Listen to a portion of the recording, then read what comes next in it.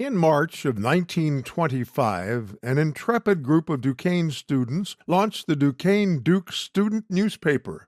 Henry X. O'Brien took the helm as its inaugural editor-in-chief. He later became Chief Justice of the Pennsylvania Supreme Court.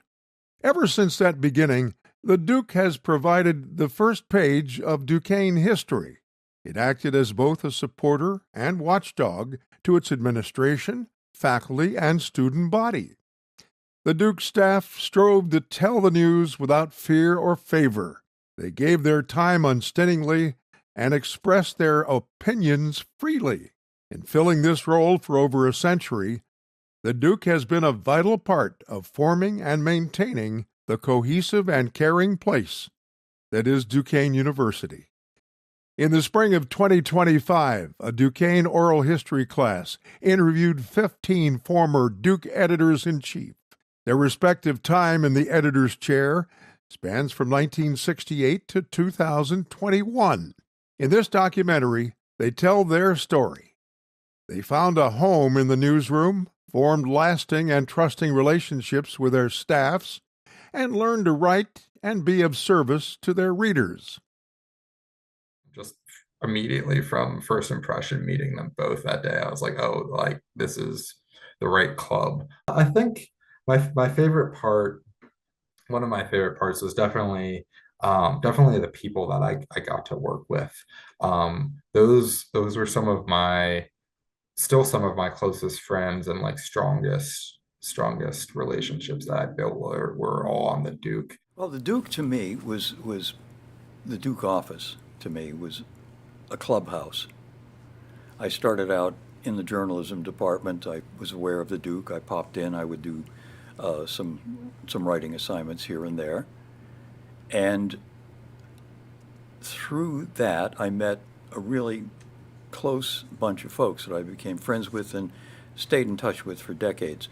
Yeah, I don't know. It always felt very homey to me. I think that was something that I also really liked about Duquesne is that it was small enough that it really did feel like a community. I tell you that story because that's how I made the majority of my friends, lifelong friends. I met my husband at Duquesne, who was a student government president. So for me, I made every relationship I ever had in my life right at Duquesne, and it was because of, it was just such great people. It was just, I don't know what it was, if we all had that same belief or it was just a family. It was just great. The faculty you had, it was a very caring and nurturing environment. They learned the best ethics of journalism, and they helped to establish a well-informed Duquesne community. To make sure that you check it out, know your facts before you print something, and you got to verify that rather than just taking it like that. I mean, that was important to me. We knew when we wrote something that it was going to have an impact. We knew at that time, I don't think journalists do it so much now. You had to have 3 sources, not unnamed. They had to be named. You couldn't go with anonymous sources. You checked your sources. You made sure you had good sources before you came out with a story. I just knew that if you were a journalist, you were on the side of the truth because you could find evidence and you could find facts and talk to people and get enough corroboration that you could fight the bad guys, that you could tell a good story that might help someone's day, that might help their. It's really important to stay true to those values and to be ethical about it. So I think, a lot of us, like, we really develop like that tenacity. And it's great. It's great to be able to say what you believe in and that sort of thing. But it's also great from the sense of, this gives us just everyday students the power to document in real time and be that first draft of history, and oftentimes last draft in history for people to get a ground truth of what a certain period was like. I just think there's that unseen ripple effect of journalism that is so important to a free society and a republic like ours, and I hope that never goes away. I'm a big proponent of, that First Amendment and free speech. To a person, these editors testify to how their experience at the Duke shaped them.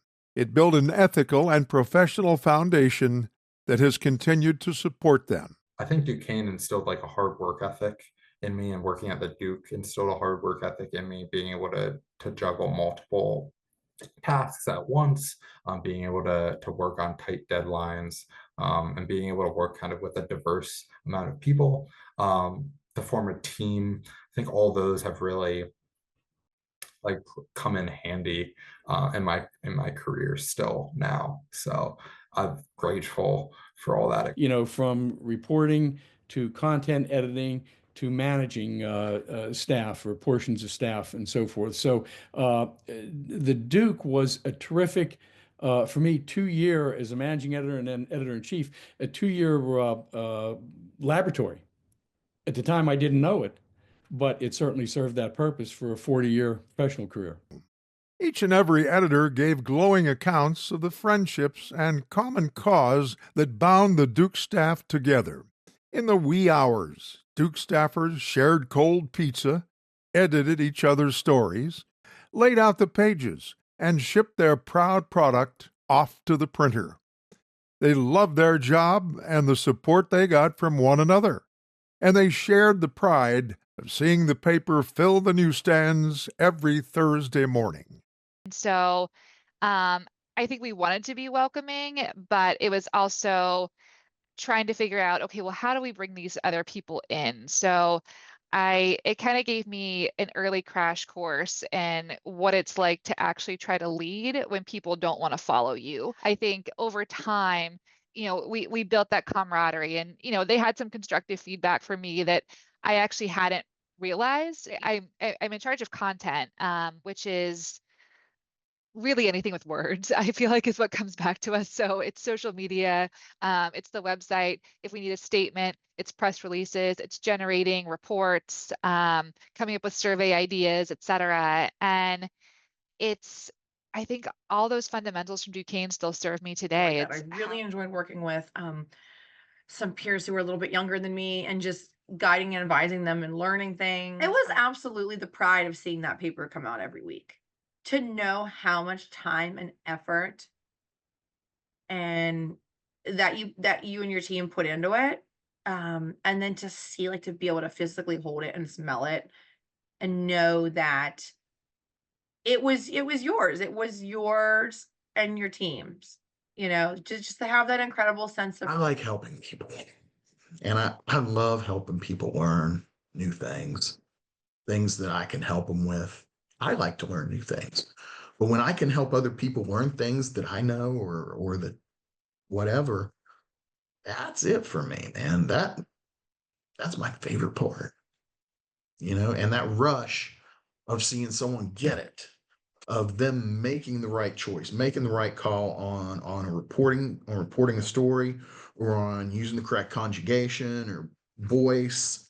I know that's corny. I know that's nerdy.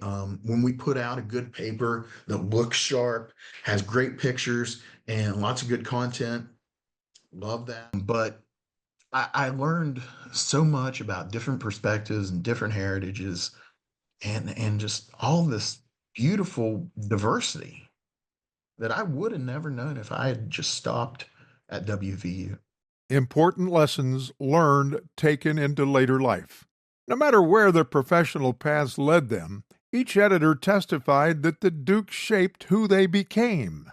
The newsroom's lessons have never failed them, they said. They learned how to write and how to find common cause in the face of disagreement. Later, as they rose too in their professions, they credited their experiences at the Duke for teaching them how to bring out the best in each member of the staff. There were practical skills that I picked up on the Duke that were much more vivid than the classroom stuff in the journalism department. How to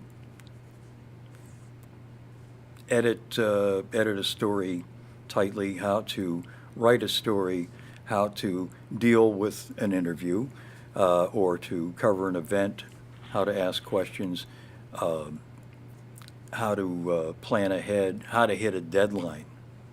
Deadlines always were looming. So it was a combination of social reinforcement, a question of feeling more integrated into the campus community, learning some real life skills that I used for the rest of my life. I was more prepared than I ever needed to be. I used the skills I learned on the Duke, both from a management of people, dealing with stress, dealing with difficult situations, managing various talents, then the style and the editing and the layout and design the skills that I was taught on the job, never taught in class. I think it really hit home for me. It really sort of solidified for me the importance of mentors in general, but also in sort of the educational endeavor. And I think that's it really shaped how I approached my work in student affairs. And it's really shaped me as a professor as well. Like, I can still remember the conversation with him when he said, I think you should think about getting a master's degree. It was like light bulb moment. It had never occurred to me. And so that was life changing. I learned everything I needed to be successful in my career at the Duke. I mean, I say that with full confidence. I think my favorite part of being the editor was I didn't feel like I was in school. Like, I felt like I was actually working a job, and doing like what I was going to be doing with my career. And even though we were, covering university things, we were working with college students, like it didn't feel like school to me. It felt like very serious and adult and grown up. Oh, exponentially. Gave me confidence in my own work ethic, for sure. Gave me some visibility, but I'd say the most is confidence in my work ethic. I learned how to work under pressure, which from an advertising standpoint, 100%. That was 100% working under pressure every day, all the time. Never afraid of a long hour. Had to be succinct. That was probably the most key. But then there were the feature things too that we could really sink our teeth into, and it was exciting. It was a really, really good thing, and I still keep that on my resume to this day, that I did that, because I feel like it's an important part of my development in my career. And I feel like all of like the knowledge that I gained about like interviewing and storytelling during my time in college like helped prepare me to facilitate that experience, and that was like huge and still like one of the best moments of my career. I think there are so many ways in which Duquesne like made me like a very good professional. I felt like I was just able to like propel towards whatever I wanted to do, and I always felt supported in that. And it was so cool to be able to like, I know it was like a smaller school, but I was able to like achieve all of the things I wanted to achieve with like the help I got there. Oh, it helped me absolutely in my career, for sure. And just being at Duquesne, I mean, there's great professors, and the advisor is fantastic. You get the real world experience of seeing it and doing it. So like there weren't any surprises when I went out into the like real world, I guess. Yeah, that's in my career.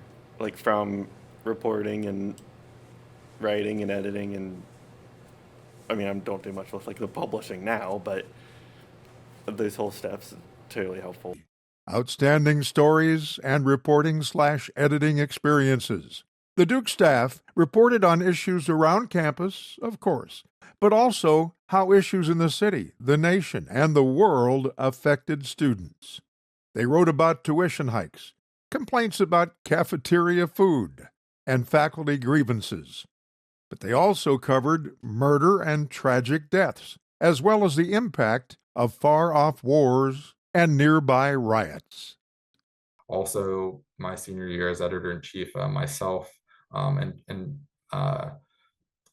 a few of others, we covered like two kind of big tragedies in Pittsburgh. One was the mass shooting at the Tree of Life Synagogue in Squirrel Hill, which Josiah and I found out about that before a lot of other people, where we had happened to be messing around on a police scanner app that morning, and ended up hearing, the beginning of the police response to that, and getting a sense of like, oh no, like something really horrible is going on. So I ended up going to the FBI press conference after that. I was coming into the office, waiting in line at the Squirrel Hill Tunnel on Parkway East.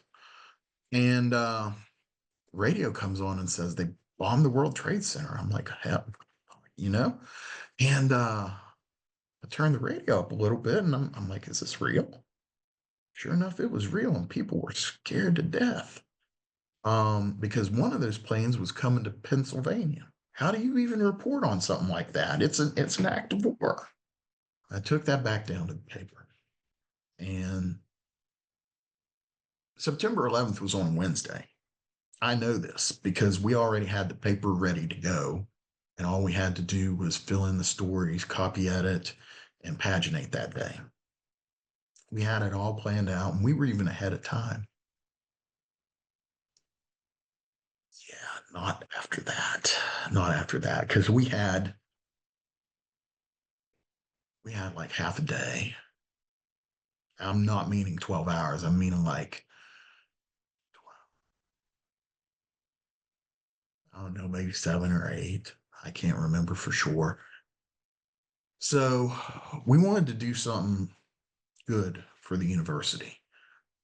So we reported the news, we reported factually on what we knew at the time, what was going on. I don't know if all the coverage was right, but it's what we knew to be the truth. Oh, I would say the Rosemary Parsi deanship was probably the biggest story. Wow. Yeah, I would say that's probably the Rosemary Parsi style of nursing and changing nursing for that period of time. And now holistic nursing is pretty much the way things are going, but you still have to have practical experience. Like I said, we removed a dean essentially from a deanship.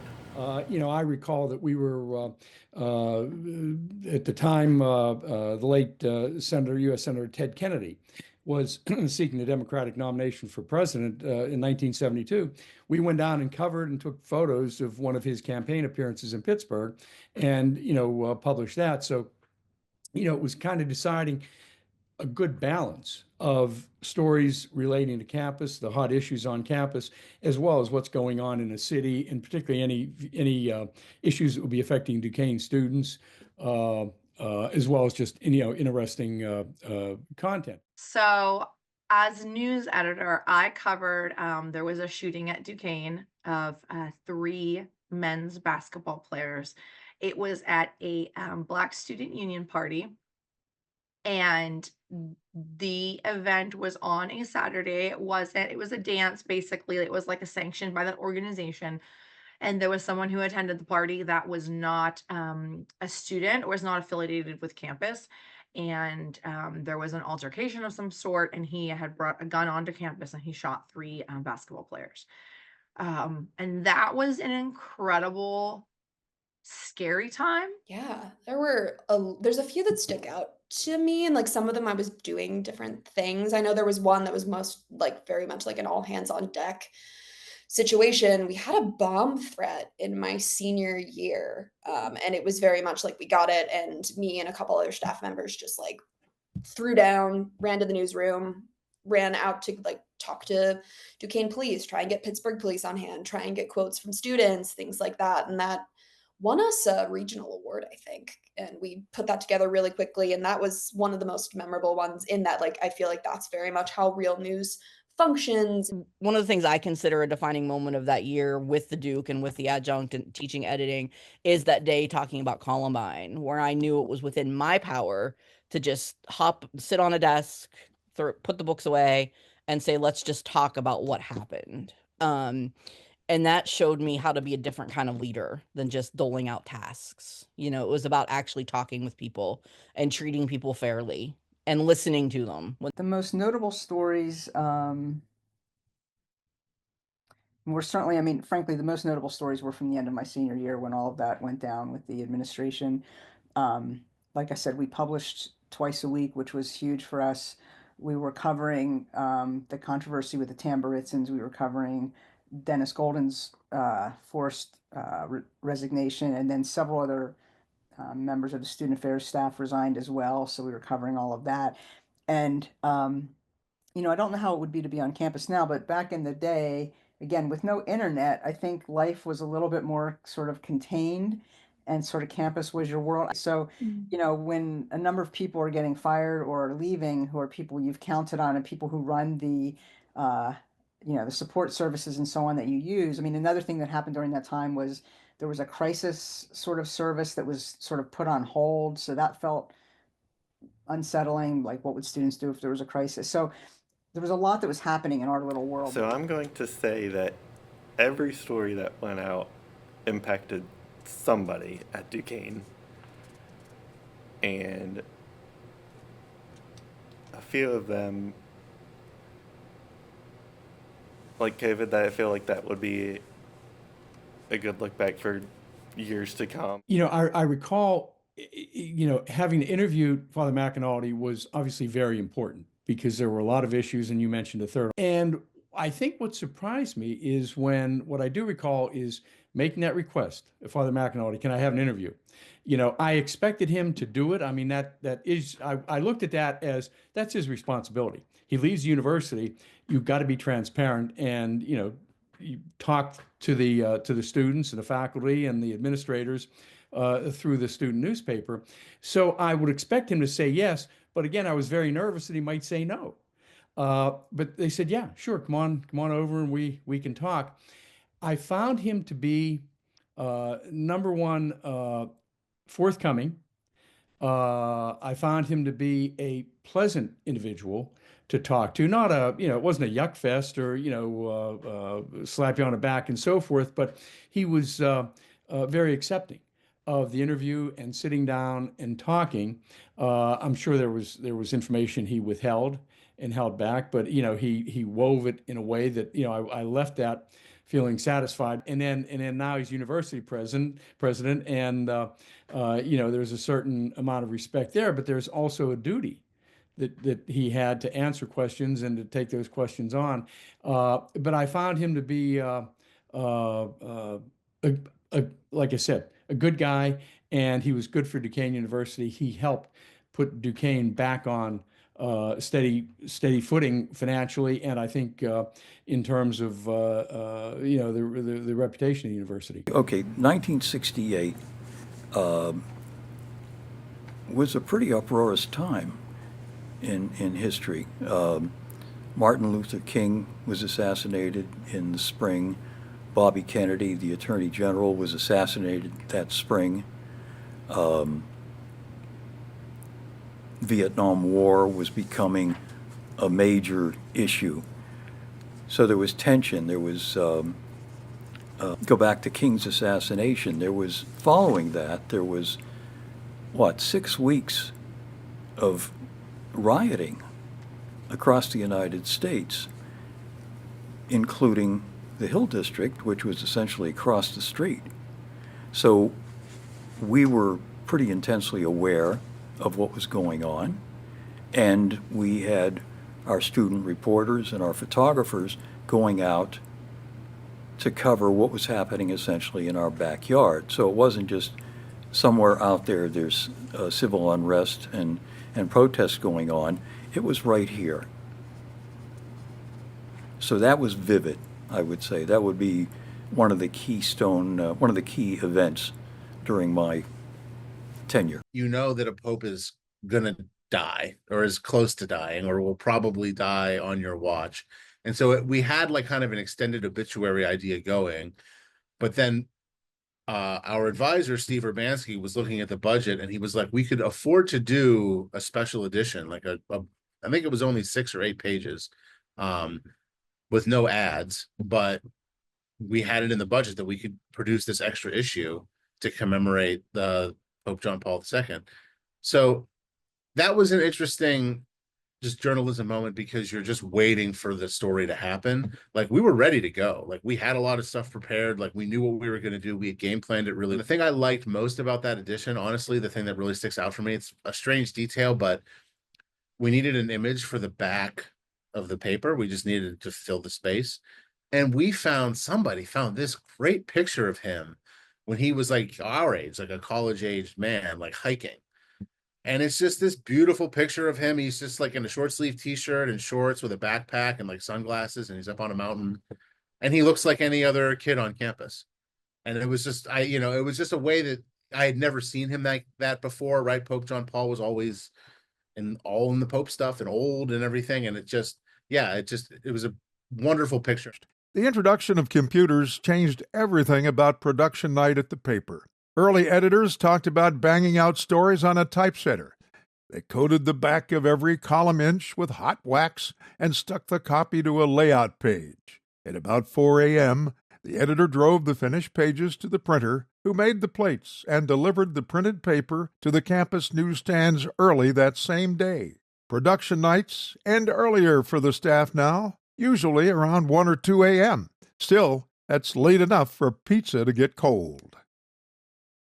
The passage of time brings wisdom and perspective.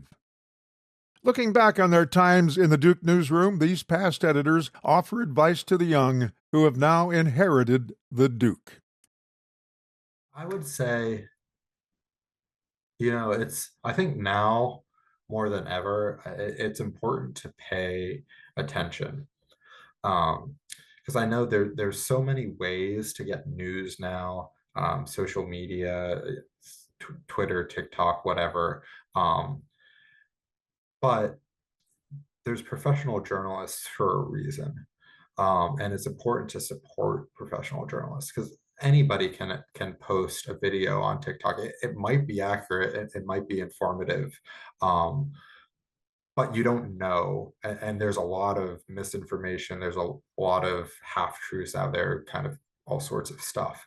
But the importance of journalism is there are people out there whose whole job it is, they're paid to do every day to go and find the truth, and to present that to you accurately and factual. And it's really important about physical media. So like getting the physical newspaper, which when I was at Duquesne had physical copies of the New York Times available at multiple locations throughout campus every day.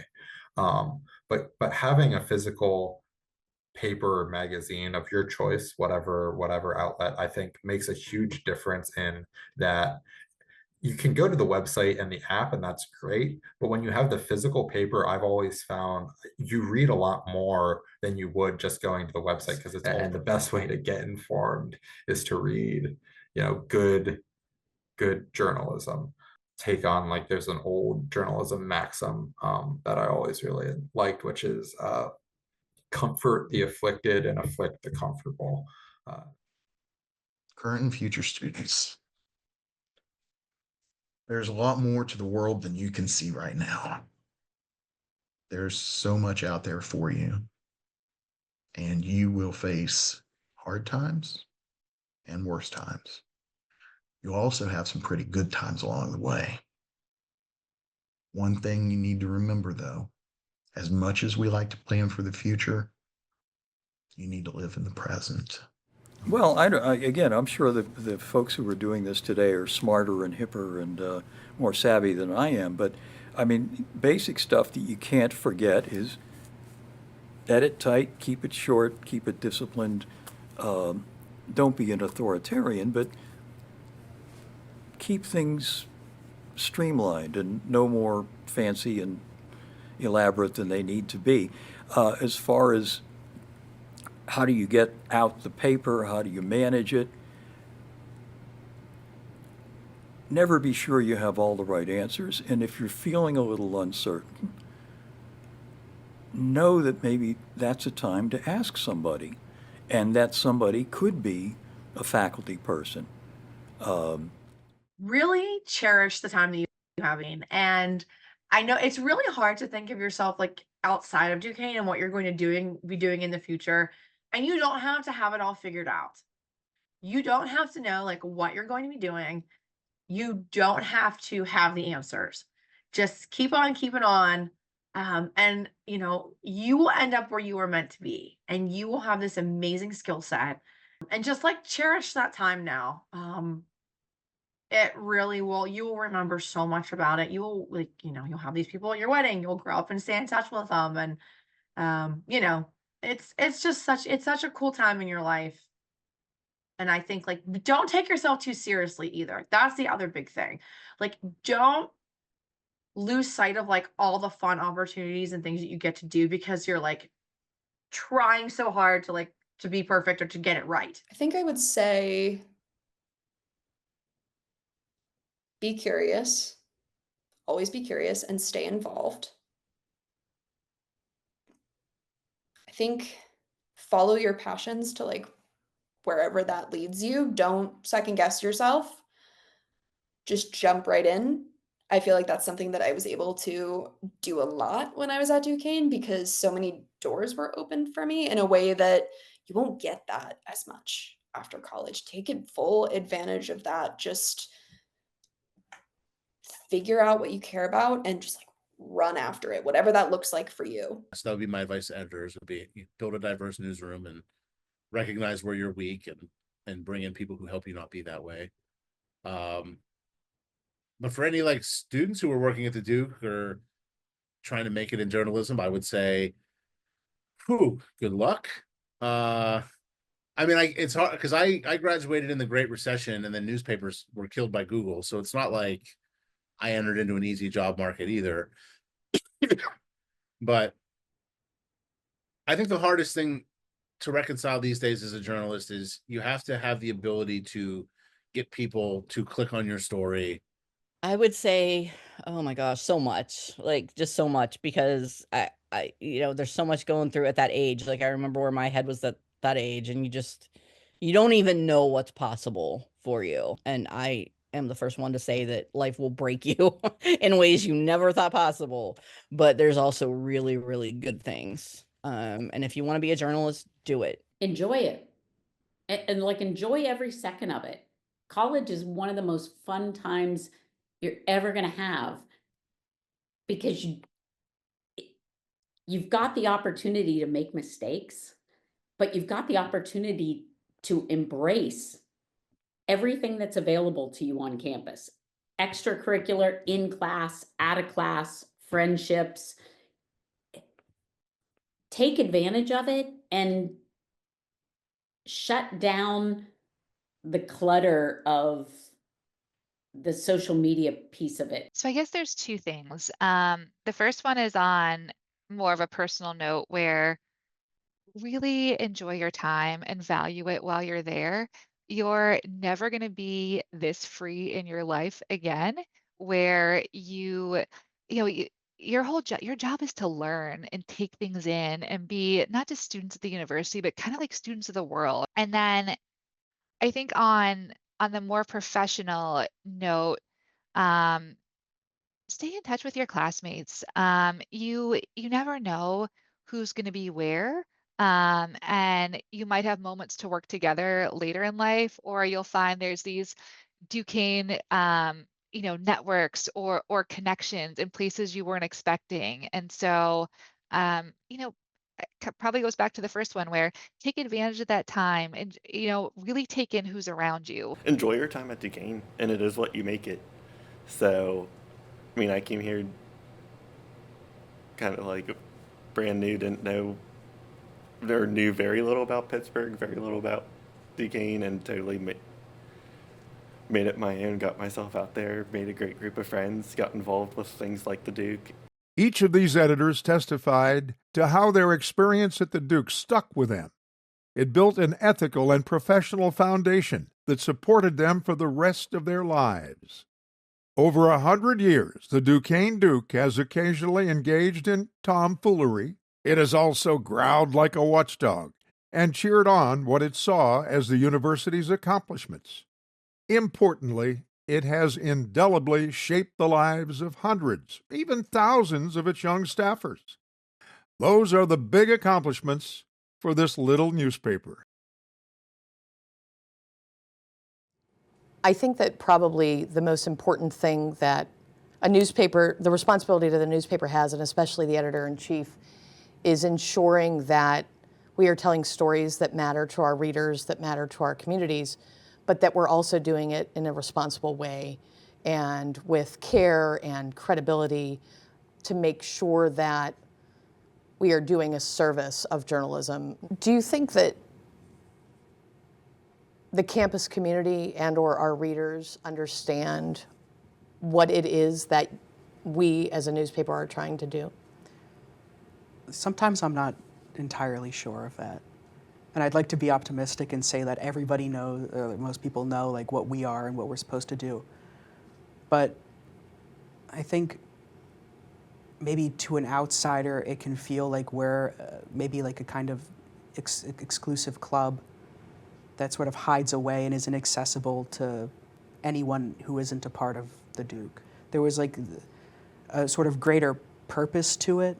It felt like I was allocating my time to something that actually had an impact to campus life, and maybe not to a majority of it, but at least to the people who pick up the paper or go to our website and read what we publish. In your ideal scenario, what would that impact be? A strong sense of community would come from people knowing what's happening around them. I think the point of good journalism is to create an informed and engaged citizenry to bolster community and a sort of shared understanding about the place that we inhabit. When I think of news and newspapers, I guess journalism more broadly, I think of it as the material, like history written before the historians get to it. Right.